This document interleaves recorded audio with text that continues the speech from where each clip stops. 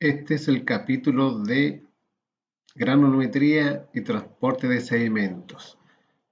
El transporte de sedimentos es un proceso clave en la estructura del sistema bentónico y define la distribución de las comunidades bentónicas. En general, la plataforma continental y las zonas costeras y la zona del talud hacia zonas más profundas muestra un gradiente bien definido que disminuye con la profundidad. En esto se encuentra definido una capa que se llama boundary layer o capa límite de fondo, en la cual es definida por todos los procesos de resuspensión y erosión.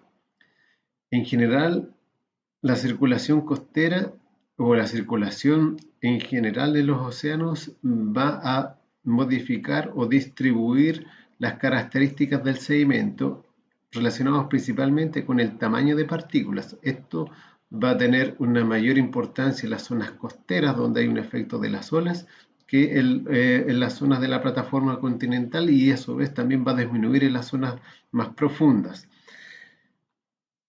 En general, el aporte de sedimentos proviene principalmente de restos de materia orgánica e inorgánica que se deposita en el piso marino, y estas proviene de fuentes marinas o continentales o de fuentes externas. Normalmente las de influencia de material terrígeno son las que vienen de ríos, las condiciones biológicas locales y el estado de las masas de aguas y las tasas de sedimentación. Todos estos son factores que van a definir las características del sedimento. Hay varios tipos de sedimento: hemipelágico, que está cerca de la plataforma continental; pelágico, que está en las zonas más profundas. Esto define principalmente, son elementos terrígenos, y las zonas son más finas, son elementos más de origen arcillas o lodos silícicos, que son estructuras más finas.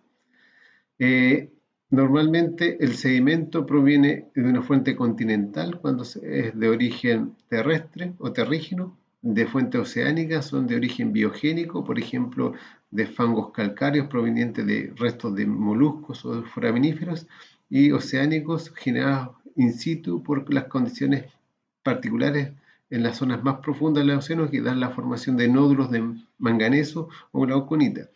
También hay fuentes cosmogénicas, por ejemplo, en las zonas más profundas del océano se encuentran arcillas de tipo rojo o arcillas marrones. En general, este sedimento da la matriz a los organismos bentónicos, por lo que cambios en la granulometría o en las características del sedimento van a definir el tipo de comunidades. Tenemos que esto define principalmente a la macrofauna o epifauna, que está sobre el sedimento, y a la infauna, que está o habita en el sedimento. Por lo tanto, el tamaño de partículas es relevante para poder determinar qué tipo de comunidades están presentes.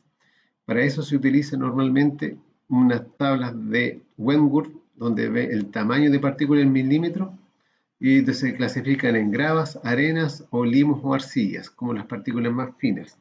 En general, tenemos una caracterización por el tipo de borde. Cuando hay ambientes muy dinámicos con una alta influencia de corriente, son bien redondeados, y angulares cuando hay muy bajo el nivel de corrientes. Lo mismo, se habla de una característica que se llama sorting, cuando tenemos sedimentos que tienen distintos grados o tamaños de grano, y eso habla de sedimentos muy o pobremente sorteados, y muy sorteados o bien sorteados son aquellos que tienen una similar granulometría, y estas características están asociadas a las corrientes que están presentes en cada uno de estos ambientes.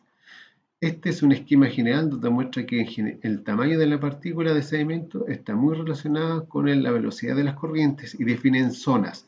Cuando las velocidades de corrientes son bajas y estas van aumentando en velocidad, esto va a generar distintas áreas donde el sedimento es transportado o es depositado. En general, cuando las partículas de sedimento son pequeñas, son transportados. Cuando son partículas más grandes de sedimento, estos son depositados. Pero independientes del tamaño de partículas, cuando las velocidades de corriente aumentan, ya ocurren procesos de erosión, es decir, que hay un transporte a otra zona, digamos, que causa procesos erosivos en el área de estudio. Esta característica es fundamental, por ejemplo, para describir ambientes o actividades que se dan a cabo en las zonas costeras.